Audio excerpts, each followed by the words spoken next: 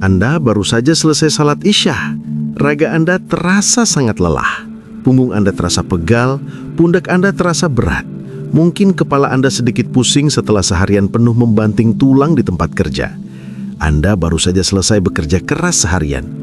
Tetapi, ketika Anda duduk bersantai sejenak, ketika Anda baru saja ingin melepaskan lelah, pikiran Anda tidak bisa berhenti. Pikiran Anda langsung melompat, menghitung sisa uang di dalam dompet. Pikiran Anda langsung teringat pada tumpukan surat tagihan yang menanti di atas meja. Anda bertanya di dalam hati Anda yang paling dalam, "Aku sudah bekerja mati-matian. Aku sudah pergi pagi, pulang malam. Aku sudah jujur. Mengapa rasanya hidupku tidak pernah berubah? Mengapa aku sangat lelah, tetapi hasilnya tidak pernah cukup?" Assalamualaikum warahmatullahi wabarakatuh. Selamat datang kembali sahabat Kalam Ilahi. Saudara-saudaraku sekalian, para pria tangguh, para imam keluarga, para pejuang nafkah yang tidak pernah lelah berkorban demi senyum anak dan istri di rumah. Semoga Allah, Zat yang Maha Kaya lagi Maha Melihat, senantiasa menghargai setiap tetes keringat lelah kita dan menggantinya dengan keberkahan yang melimpah ruah. Dan kami doakan secara khusus pada kesempatan yang mulia di malam hari ini. Ya Allah, bagi sahabat-sahabat kami, para suami, para ayah yang saat ini sedang merasa lelah raganya, namun hatinya jauh lebih lelah. Yang sedang merasa putus asa karena merasa semua kerja kerasnya selama ini seakan sia-sia. Yang sedang merasa malu pada keluarganya karena belum mampu memberikan kehidupan yang layak. Yang sedang terlilit utang piutang dari segala penjuru.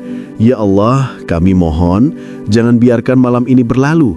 Jangan biarkan mereka memejamkan mata, kecuali Engkau telah menurunkan secercah harapan dan jalan keluar yang ajaib bagi mereka. Amin ya Rabbal Alamin.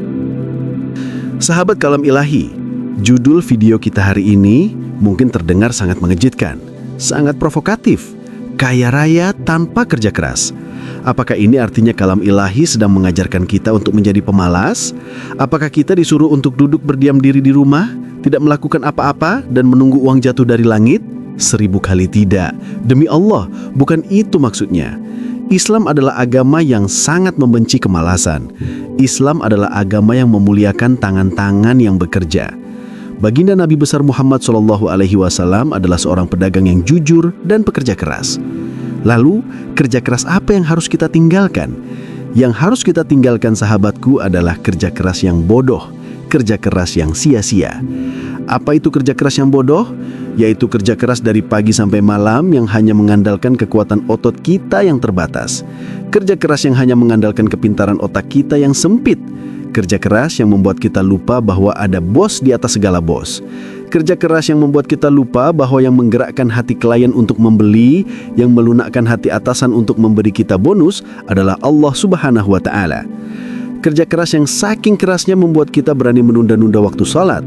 Kerja keras yang membuat kita menjadi sombong ketika berhasil dan membuat kita menjadi putus asa ketika gagal. Inilah kerja keras yang hanya menghasilkan lelah, tetapi keberkahannya dicabut oleh Allah.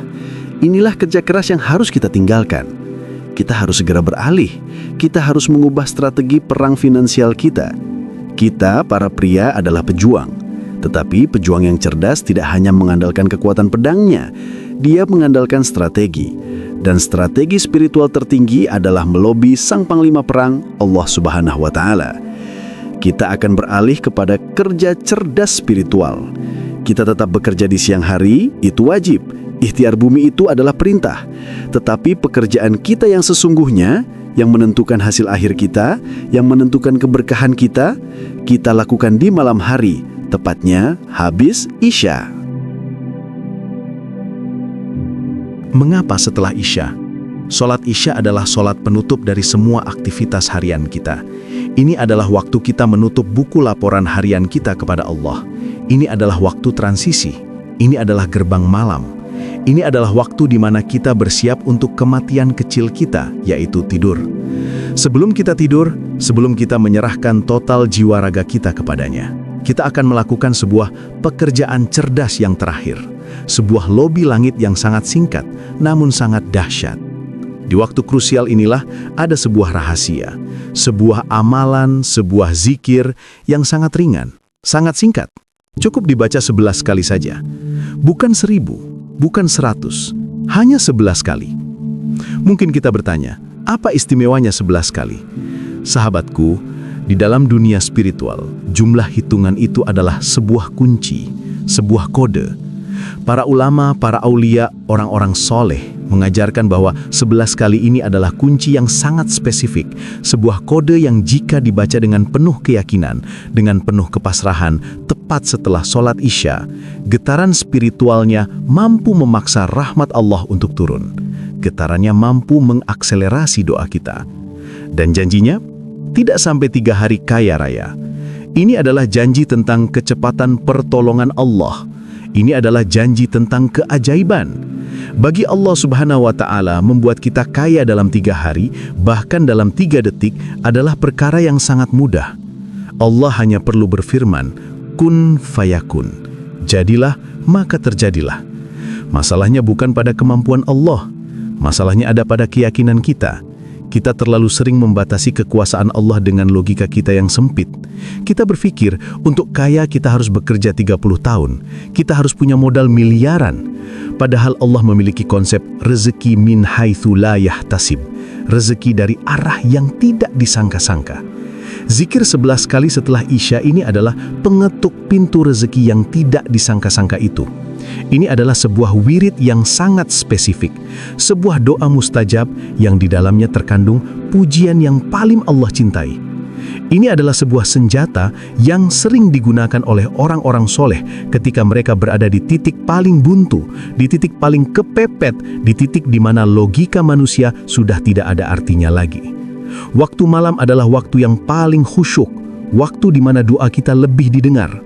Allah Subhanahu wa Ta'ala berfirman di dalam Al-Quran surah Al-Muzammil ayat ke-6, sesungguhnya bangun di waktu malam adalah lebih tepat untuk khusyuk dan bacaan di waktu itu lebih berkesan.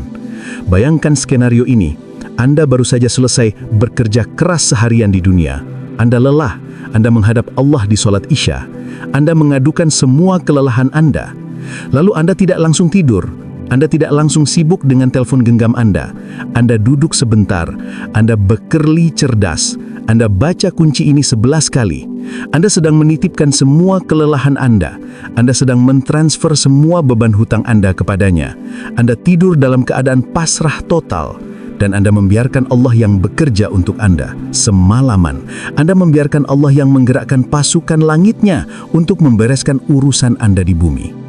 Di bagian selanjutnya, kita akan mengupas kisah-kisah nyata yang akan membuat hati kita bergetar tentang orang-orang yang mengamalkan ini dan hidup mereka berubah drastis dalam hitungan hari.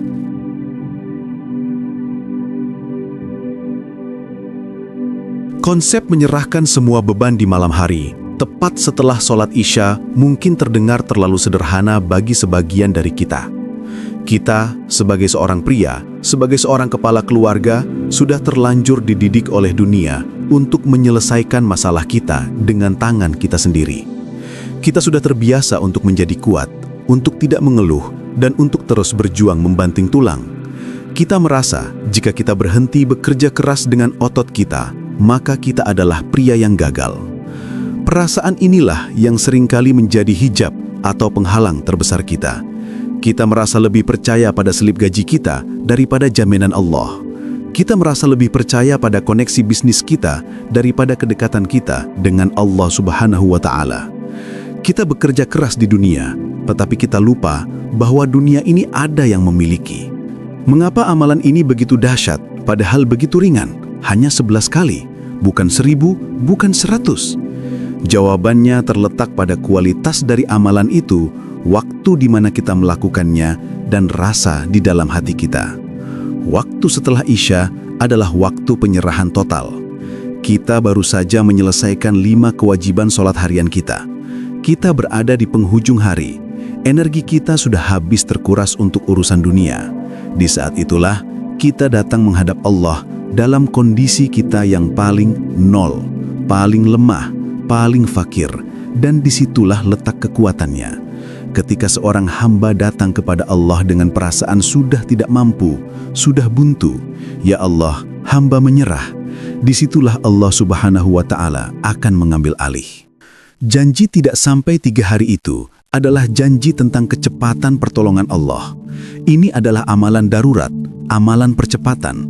Ini bukan untuk orang yang sedang santai-santai saja.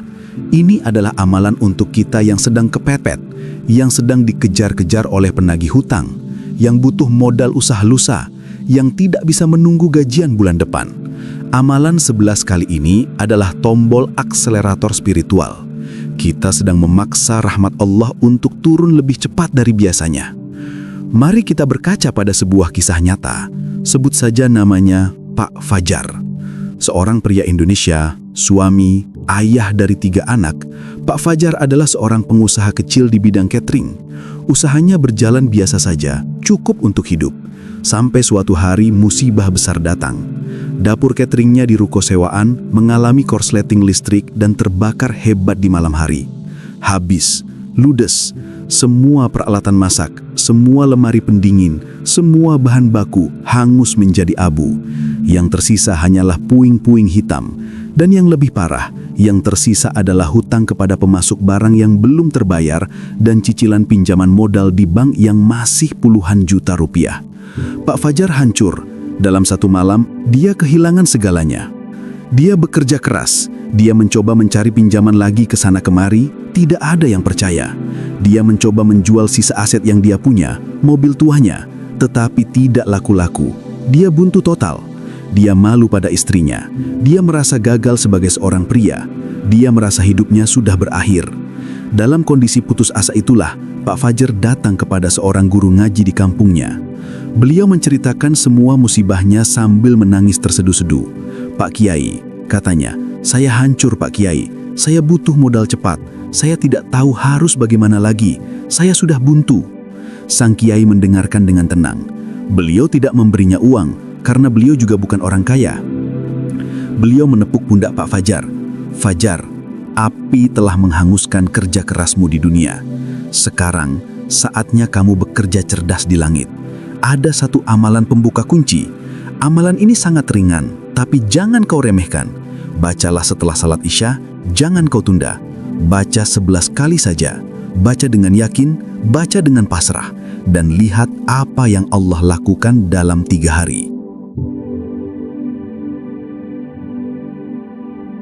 Pak Fajar yang sudah tidak punya pilihan lain, yang sudah tidak punya logika lagi untuk berjalan. Dia sami'na wa ata'na. Dia taat. Malam itu juga, selesai sholat Isya berjamaah di masjid, jamaah lain pulang, dia tidak langsung pulang. Dia tetap duduk di pojok masjid, hatinya hancur. Dia menangis. Dia baca zikir rahasia yang diajarkan sang kiai itu sebanyak 11 kali. Dia baca dengan rasa. Dia baca dengan kepasrahan total. "Ya Allah, hamba sudah tidak punya apa-apa lagi. Hamba pasrahkan total urusan ini kepadamu. Engkaulah satu-satunya penolong hamba." Selesai membaca 11 kali, hatinya terasa sedikit lebih tenang, lebih plong. Dia pulang dan tidur. Malam kedua, dia lakukan lagi. Selesai Isya, dia baca 11 kali. Apa yang terjadi sahabat kalamilahi? Di hari ketiga, pagi-pagi sekali, Pak Fajar sedang merapihkan puing-puing sisa kebakaran di dapurnya, mengumpulkan besi-besi sisa yang mungkin bisa dijual kiloan. Tiba-tiba, sebuah mobil mewah berwarna hitam berhenti di depan rumahnya yang sederhana. Keluarlah seorang pria berpakaian rapi yang tidak dia kenal. Pria itu tampak kebingungan. "Permisi Pak, saya mencari alamat Pak Fajar yang punya usaha catering." Pak Fajar kaget. "Benar, saya Fajar, tapi usaha saya sudah..." Pria itu lalu bercerita, "Saya seorang pengusaha dari Jakarta. Tadi malam saya bermimpi. Saya bermimpi didatangi almarhum ayah saya. Ayah saya berkata, 'Kamu harus pergi ke kota ini, temui Fajar si tukang catering. Dia sedang kesulitan besar. Bantu dia. Dia orang jujur.' Ayah saya menyebut nama bapak dan alamat ini berulang-ulang sampai saya terbangun. Saya tidak tenang, Pak. Saya langsung berangkat dari Jakarta subuh tadi mencari alamat ini. Apa yang terjadi, Pak?" Pak Fajar dengan gemetar menceritakan musibah kebakarannya. Pria kaya itu langsung menangis. "Allahu Akbar," katanya. Ini adalah petunjuk. Pak Fajar, jangan khawatir. Saya akan biayai penuh pembangunan kembali dapur Bapak. Dan mulai sekarang, catering makan siang untuk seluruh karyawan di kantor pusat saya di Jakarta, 300 porsi setiap hari, saya serahkan kepada Pak Fajar. Ini uang mukanya. Allahu Akbar. Sahabat kalam ilahi, coba kita renungkan. Masuk akalkah itu? Logiskah itu? Sama sekali tidak. Tidak sampai 3 hari. Tepat di hari ketiga, pertolongan itu datang. Kaya raya. Sebuah kontrak catering ratusan porsi setiap hari. Tanpa kerja keras, Pak Fajar tidak bekerja keras mencari investor. Dia tidak membuat proposal. Dia hanya bekerja cerdas membaca zikir 11 kali setelah Isya. Allah yang menggerakkan pria kaya dari Jakarta itu. Allah yang mengirimkan rezeki itu melalui mimpi. Kisah Pak Fajar ini adalah bukti nyata bahwa kode 11 kali setelah Isya adalah amalan percepatan, amalan gawat darurat. Ini adalah zikir yang langsung menembus ke arsy. Ini adalah zikir yang memaksa rahmat Allah untuk turun sekarang juga. Zikir ini sangat agung. Zikir ini adalah sebuah rahasia yang dipegang erat oleh para ulama. Zikir ini adalah sebuah surat di dalam Al-Quran, sebuah surat yang jika dibaca, nilainya seperti kita membaca 1/4 Al-Quran. Sebuah surat yang mengandung pujian, tauhid, dan kepasrahan total. Sekarang Anda pasti sudah berada di puncak rasa penasaran Anda. Zikir apakah itu? Surat apakah itu?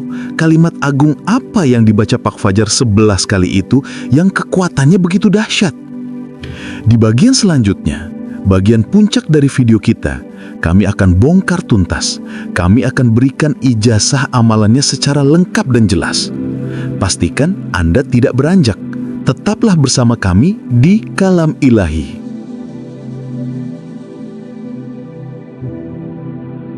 Alhamdulillah, sahabat Kalam Ilahi, kita akhirnya telah sampai pada bagian yang paling menentukan dari pertemuan kita malam ini.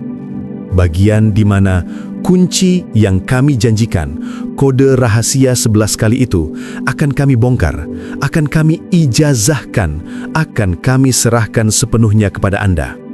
Kita sudah sama-sama bergetar hatinya di bagian sebelumnya. Kita telah menyaksikan kisah nyata Pak Fajar, seorang pengusaha catering yang hancur lebur dalam satu malam. Dapurnya terbakar habis, hutangnya menumpuk, dia buntu, dia pasrah, dia tidak punya apa-apa lagi. Dan dia mengamalkan satu amalan darurat yang diajarkan oleh gurunya. Amalan yang sangat ringan, hanya 11 kali, dibaca tepat setelah sholat Isya. Dan benar saja, tidak sampai 3 hari, tepat di hari ketiga, pertolongan Allah datang dengan cara yang di luar nalar. Seorang pengusaha kaya raya dari Jakarta yang digerakkan oleh Allah melalui mimpi almarhum ayahnya datang, bukan hanya untuk membangun kembali dapurnya yang hangus, tetapi untuk memberinya kontrak catering ratusan porsi setiap hari. Sekarang, pertanyaan yang menggantung di benak kita semua, zikir apakah itu? Amalan apakah itu? Kalimat agung apa yang dibaca oleh Pak Fajar 11 kali itu yang kekuatannya begitu dahsyat, yang mampu memaksa rahmat Allah turun dalam hitungan hari? Sahabat Kalam Ilahi, para pejuang keluarga yang dimuliakan Allah, dengarkan ini baik-baik. Simpan ini di dalam hati Anda dan niatkan dengan kesungguhan 100% untuk mengamalkannya. Zikir agung itu, tombol akselerator rezeki itu, adalah sebuah surat yang sangat pendek di dalam Al-Quran. Namun, jaminannya sangat agung dan sangat pasti. Amalan itu adalah membaca surat Al-Kautsar sebanyak 11 kali. Ya, Anda tidak salah dengar. Surat terpendek di dalam Al-Quran. Inna a'tainakal kautsar, fasalli li rabbika wanhar, inna syani'aka huwal abtar. 3 ayat, sangat singkat, sangat ringan di lisan. Mungkin sekali ada di antara kita yang saat ini sedang bergumam di dalam hati, hanya Al-Kautsar. Saya sudah hafal di luar kepala. Apa istimewanya? Bagaimana mungkin surat sependek itu bisa membuat kaya raya dalam 3 hari? Sahabatku, inilah rahasianya. Kita seringkali menghafalnya, tetapi kita tidak menghayatinya. Kita membacanya, tetapi kita tidak menggunakannya sebagai senjata. Kita tidak mengklaim janji yang ada di dalamnya. Surat Al-Kautsar adalah surat jaminan. Surat Al-Kautsar adalah surat kabar gembira. Surat Al-Kautsar adalah surat kontrak lunas dari Allah. Coba kita resapi ayat pertamanya.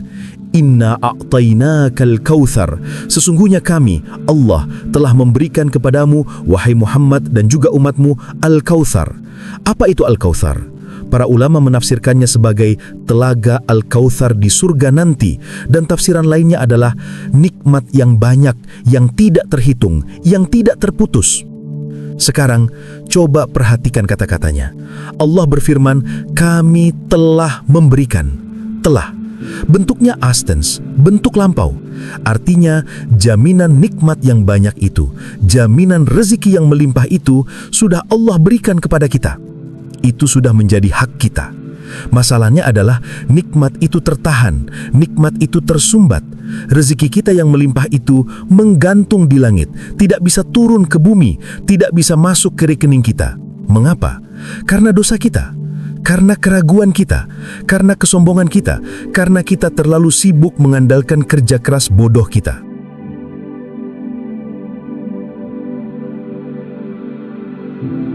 Disinilah letak rahasia kode 11 kali dan waktu habis Isya. Ketika kita baru saja selesai bekerja keras seharian di dunia, kita lelah, kita pasrah, kita menghadap Allah di waktu Isya.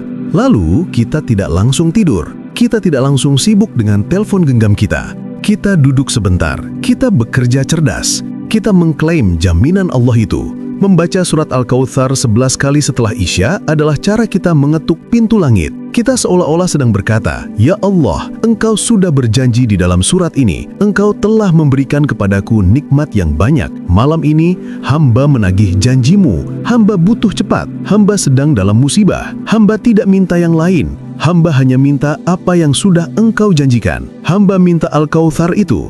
Turunkan Al-Kautsar itu ke dalam hidup hamba. Lunaskan hutang hamba. Deraskan rezeki hamba, bangun kembali usaha hamba. Inilah pelajaran terbaiknya. Inilah makna sesungguhnya dari kaya raya tanpa kerja keras. Ini bukan berarti kita besok berhenti bekerja. Tidak, Pak Fajar di hari ketiga, dia tetap bekerja keras membersihkan puing-puing dapurnya. Ikhtiar bumi itu wajib. Tetapi yang kita hentikan adalah kerja keras yang penuh kecemasan. Yang kita hentikan adalah ketergantungan kita pada hasil ikhtiar kita. Pekerjaan utama kita, kerja keras kita yang sesungguhnya adalah sholat Isya di awal waktu. Dan dilanjutkan dengan mengklaim janji Allah, membaca Al-Kautsar 11 kali. Itulah kerja kita yang paling penting. Setelah pekerjaan utama itu selesai, barulah kita tidur. Kita pasrahkan total. Kita biarkan Allah yang bekerja semalaman untuk kita. Kita biarkan Allah yang menggerakkan mimpi pengusaha di Jakarta. Kita biarkan Allah yang menyusun skenario keajaiban untuk kita. Dan besok paginya, kita bekerja di dunia bukan lagi untuk mencari rezeki, tetapi untuk menjemput rezeki yang kita tahu sudah disiapkan oleh Allah tadi malam. Dan Allah memberikan syaratnya di ayat kedua, Fasholli lirabbika wanhar.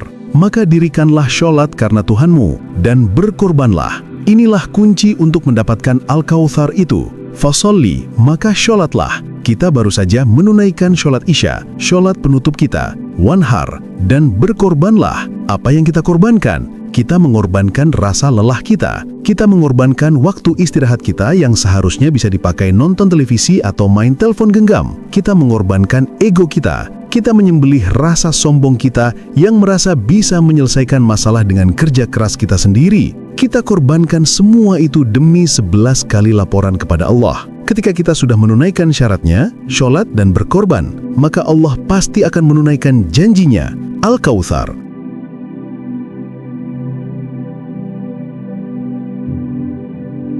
Dan apa hasilnya? Inna syani'aka huwal abtar. Sesungguhnya orang-orang yang membencimu, dialah yang terputus. Siapa yang membenci kita? Yang membenci kita adalah kemiskinan. Yang membenci kita adalah kefakiran. Yang membenci kita adalah lilitan hutang. Zikir surat Al-Kautsar 11 kali ini adalah senjata kita untuk memutuskan mereka. Kita memutuskan rantai kemiskinan. Kita memutuskan lilitan hutang. Kita memutuskan nasib buruk kita. Inilah janjinya. Tidak sampai 3 hari. Itu adalah janji tentang kecepatan. Allah yang menggerakkan hati pengusaha Jakarta. Allah yang menggerakkan mimpi almarhum ayahnya. Itu adalah pertolongan yang tidak masuk akal. Itulah Al-Kautsar. Itulah nikmat yang banyak. Sahabat kalam ilahi, para pria hebat, jika Anda malam ini sedang berada di titik buntu seperti Pak Fajar, jika Anda lelah kerja keras tanpa hasil, jika Anda butuh keajaiban dalam 3 hari, jangan tunda lagi. Nanti malam, habis sholat Isya, jangan buru-buru. Duduklah sebentar, ambil tasbih Anda atau hitung dengan jari Anda, dan klaim janji Tuhanmu. Inna a'tainakal kautsar. 11 kali, dengan penuh keyakinan, dengan penuh kepasrahan.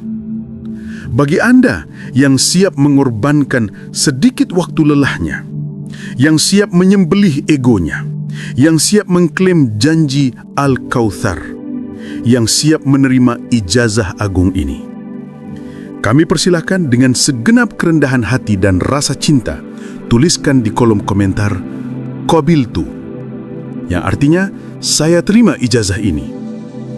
Semoga Allah Subhanahu wa Ta'ala, Sang Pemberi Al-Kautsar, melihat kesungguhan kita, menerima pengorbanan kita, dan menurunkan nikmat yang banyak itu ke dalam hidup kita, melunasi semua hutang kita, dan menjadikan kita kaya raya yang dermawan. Amin ya Rabbal Alamin. Wassalamualaikum warahmatullahi wabarakatuh.